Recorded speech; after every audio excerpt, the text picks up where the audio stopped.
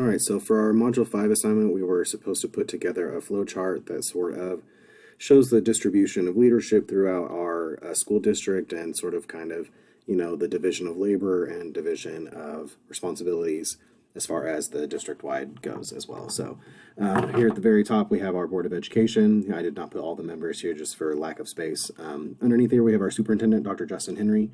Underneath him, we do have a couple of assistant superintendents. We have the Assistant Superintendent of Human Resources and Student Services. That's Mr. Ryan Jilka. And then we also have the Assistant Superintendent of Academic Affairs with this Dr. Julie Canizzo.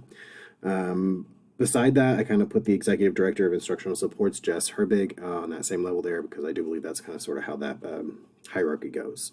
Underneath them, we have a couple of directors. We have our Special Education Coordinator, Trey Trigg, so I work with pretty closely with the specific subset of students I have in my classroom. The Director of Facilities is going to be sort of our go-to person as far as maintenance and things along those lines. Director of Technology, pretty self-explanatory, that's Jason Supine. Director of Transportation, so anything to do with buses or extracurricular activities, transportation of students, that's Tammy Crater. And then also our Director of Nutritional Services, anything to do with food service in the school building would be Christine Maxwell.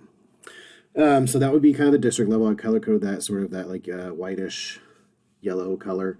Underneath that, we do have in blue because that's the colors of our school. Our building principal, that's Mr. Doug Bridwell. We have two assistant principals, Susan Perkins, who's sort of our assistant principal and also the academic director. And then we have our assistant principal and also athletic director, Brian Buchanan. Then we have our building leadership team, which consists of all of our principals and also our counselors. We then have department heads with the counselors as well.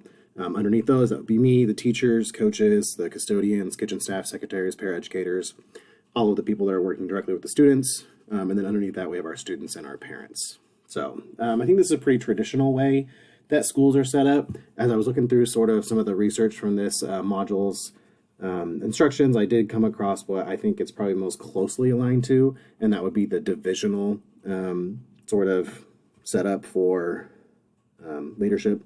So we kind of have different titles for different people. They kind of take care of different things here. So we have obviously our academic affairs are going to tie very directly with our special education coordinator and our technology coordinator. So you can kind of see here how the labor is split up into specialized groups, which is sort of kind of how that divisional model goes as well. So yeah, that's it for my Module 5 flowchart.